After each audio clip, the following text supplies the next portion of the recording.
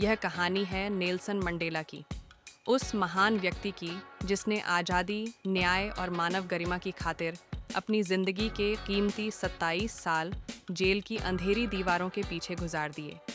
यह कोई साधारण कैद नहीं थी, बल्कि एक लंबी, कठिन और पीड़ादायक राजनीतिक कैद थी। लेकिन आश्चर्य की बात यह है कि यह कैद ना तो मंडेला के हौसले को तोड़ सकी और ना ही उसके सिद्धांतों को मिटा सकी। वह कैदी जो कभी अकेला, मजबूर और सताया गया था, समय ने करवट ली और वही व्यक्ति एक दिन दक्षिण अफ्रीका का राष्ट्रपति बन गया। राष्ट्रपति बनने के बाद मंडेला के शुरुआती दिनों की बात है। एक दिन वह अपने सुरक्षा स्टाफ के साथ एक होटल में खाने के लिए गया। होटल में दाखिल होते ही उसने एक मेज पर अकेले बैठे हुए एक व्यक्ति को देखा। मंडेला ने उसे इशारे से बुलाया और कहा, आइए मेरे साथ बैठकर खाने में शामिल हों। वह व्यक्ति धीरे धीरे कदम बढ़ाता हुआ कांपते हाथों और थके हुए शरीर के साथ मंडेला की मेज तक आया। वह कुछ बोल नहीं रहा था, उसके चेहरे पर डर और घबराहट की परछाइयां साफ झलक रही थीं।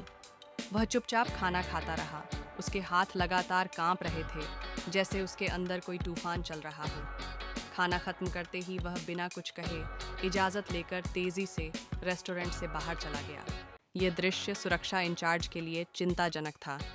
उसने मंडेला से कहा, सर, उस आदमी की तबीयत मुझे ठीक नहीं लग रही, क्या मैं उसके पीछे जाऊं? मंडेला ने गहरी सांस ली और बहुत शांति से कहा, नहीं, वह बिल्कुल ठीक है।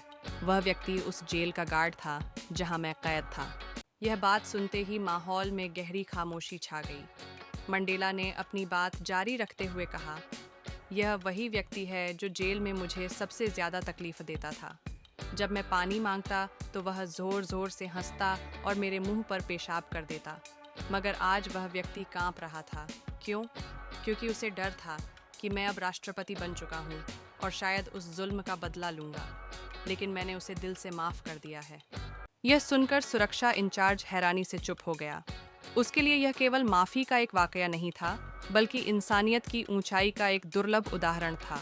मंडेला का यह व्यवहार हमें सिखाता है कि कुछ लोग अपने जीवन पर बदले का बोझ लादे रखते हैं, जबकि कुछ ऐसे होते हैं जो माफ़ करके खुद को आज़ाद कर लेते हैं।